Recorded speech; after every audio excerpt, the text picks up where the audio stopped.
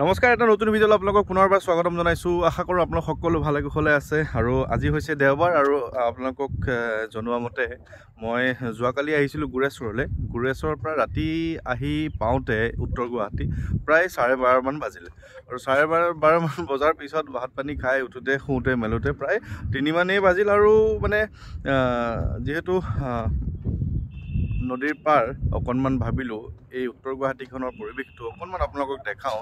মোৰো মনটো ভাল লাগিছে ইয়ালৈ আহি, ৰাতিপুৱাই আহিলোঁ এপাক চাবলৈ কেনেকুৱা ধৰণৰ পৰিৱেশ, আৰু আপোনালোকক অকণমান দেখাওঁ। আৰু যোৱা ৰাতিও তেনেকৈ খোৱা নহ'ল আচলতে। আৰু নতুন ঠাইলৈ আহিলে পটককৈ টোপনি যোৱাটো অকণমান হেৰি হৈ যায়, মানে টাইম লাগি যায়।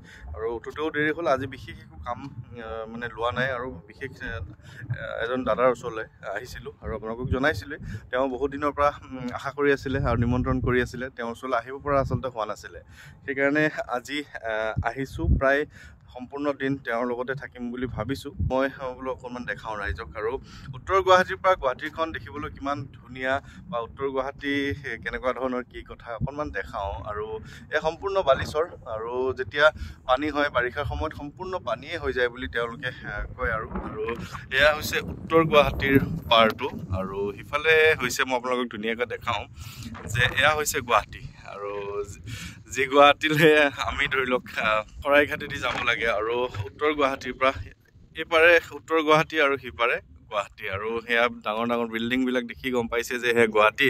আৰু এইফালে নদীৰ বালিচৰত আছোঁ, এয়া হৈছে উত্তৰ গুৱাহাটী। আৰু আপোনালোকক এক সুন্দৰ দৃশ্য দেখাওঁ। সেই দৃশ্য হৈছে যে উমানন্দ। আপোনালোকে জানে যে উমানন্দ গোটেই পৃথিৱীৰ ভিতৰত একদম সকলোতকৈ সৰু নদীদ্বীপ।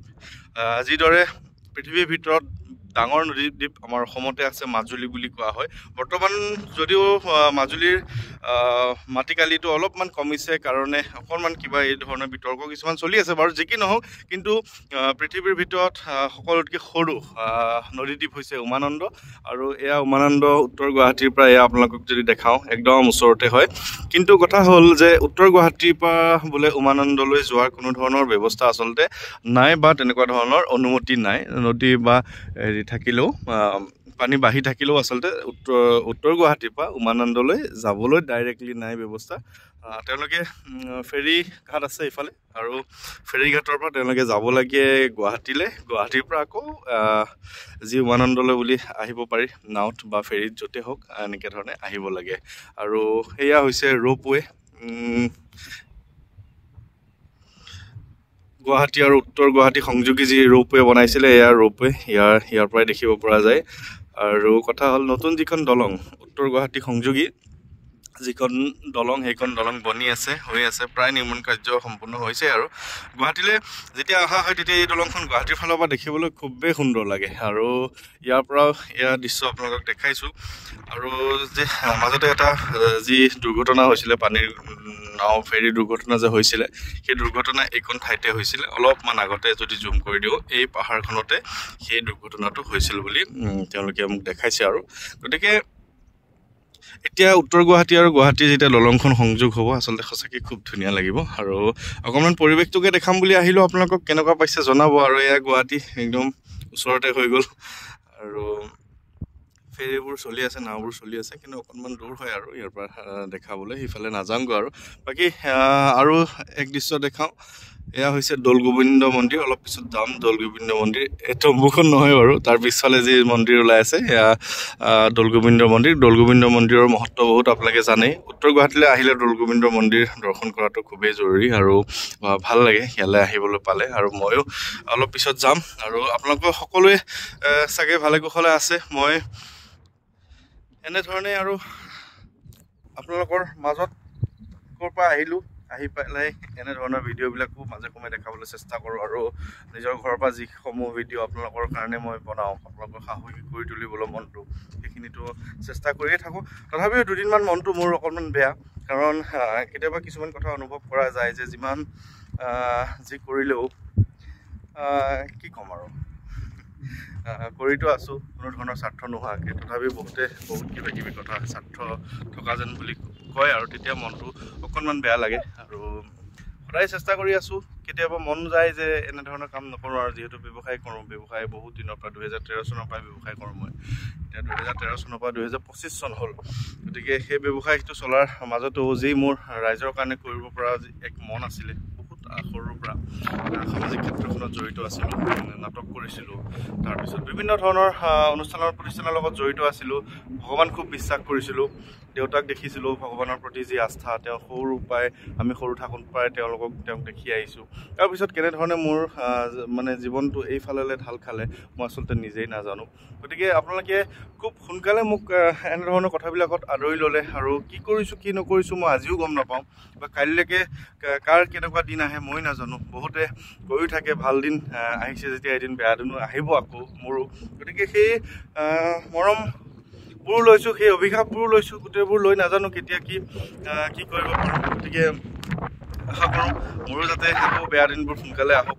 যাতে সেই বেয়া দিনবোৰ শেষ হৈ আকৌ সেই যিসকলে আশা কৰিছে মোৰ বেয়া দিন দেখিবলৈ বেয়া দিনবিলাক তেওঁলোককো দেখুৱাওঁ দেখাই পেলাই আৰু ময়ো বিদায় লওঁ আৰু আপোনালোকৰ পৰা কাৰণ মই সদায় আপোনালোকক কৈ আছোঁ যে কাৰ কেতিয়া কোনদিনা কাৰ কি হয় কোনেও নাজানে গতিকে মই আপোনালোকৰ যেতিয়া বেয়া দিন চলি আছে এতিয়া হওক বা আগতেও বেয়া দিন চলি আছে বহু লোকে মোৰ দ্বাৰা এই ভিডিঅ'বিলাক চাই হয়তো তেওঁলোকে প্ৰেৰণা পাওঁ বুলি মোক ক'লে আৰু তেনেধৰণে মই প্ৰত্যেকটো ভিডিঅ'তে হনুমান চালিচাখন পঢ়ি আপোনালোকে কেনেধৰণে নিজকে ষ্টেবল কৰি ৰাখিব কেনেধৰণে শক্তিশালী কৰি ৰাখিব তেনেধৰণৰ কথাবিলাক কৈ আপোনালোকৰ মাজত সোমাবলৈ চেষ্টা কৰিলোঁ আপোনালোকে আদৰি ল'লে আৰু ঠিক তেনেকৈ বহুত ধৰণৰ ফল পালে যিসকলেতো এতিয়া চাওক মই হনুমান চালিচাৰ প্ৰচাৰ কৰা বা কথাখিনি কোৱা বেছি দিন হোৱা নাই কিন্তু বহু লোক আছে যোনে বহু বছৰে হনুমান চালিচা পঢ়ি আছে যিসকলে জানেতো জানে যিসকলে নাজানে আমাৰ অসমীয়া সহজ সৰল মানুহসকলৰ কথাখিনি কৈছোঁ তেওঁলোকে কেনেধৰণে কি কৰিলে তেওঁলোকে ফল পাব এই কথাবিলাক নাজানিছিলে এই কথাবিলাক জনাবলৈ চেষ্টা কৰিলোঁ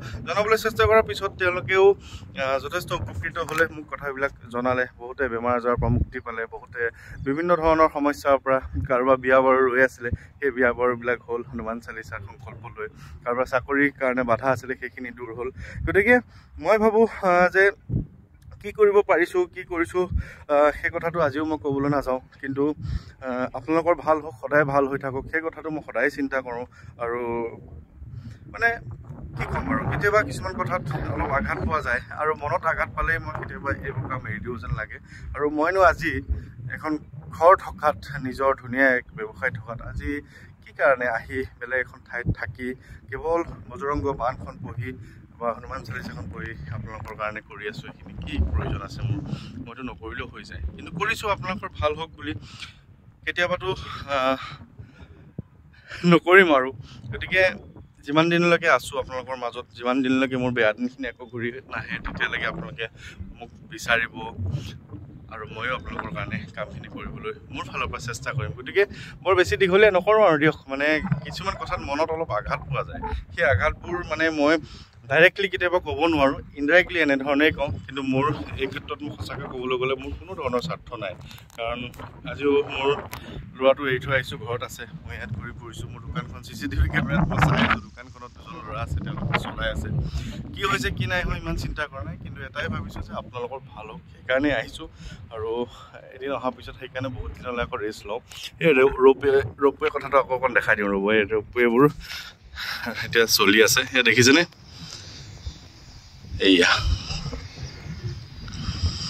যাবলৈ মনটো আছিলে কিন্তু যাব নোৱাৰিম আৰু এতিয়া বহুত বতাহ মাৰি আছে কেনেধৰণৰ হয় কথাখিনি ভিডিঅ'টো ক'ব নোৱাৰিম আৰু আহিছিলোঁ ৰূপমৰ লগত বন্ধু আৰু এয়া যেতিয়া বানপানী হয় বা পানীৰ সময়ত হয় নদী বাঢ়ে তেতিয়া পূৰা সম্পূৰ্ণ এয়া পানী হৈ যায় পূৰা আৰু ব্ৰহ্মপুত্ৰ পূৰা উফন্দি পৰে নদী আৰু এয়া বালিবোৰ তেওঁলোকে নতুন যিখন দলং বনাইছে তাত কালি দেখিছোঁ ৰাস্তাও ভুল হৈছিলে মোৰ একদম পূৰা বালিৰ মাজত সোমাই গৈছিলোঁ গতিকে বৰ বেছি ভিডিঅ'টো দীঘলীয়া নকৰোঁ আপোনালোক সকলো ভালে থাকিব কিবা ভুল ক'লে কৈছোঁ যদি ক্ষমা কৰিব সকলো ভালে কুশলে থাকিব আৰু ইমানেই কৈছোঁ সকলো এৰিছোঁ আৰু বাই বাই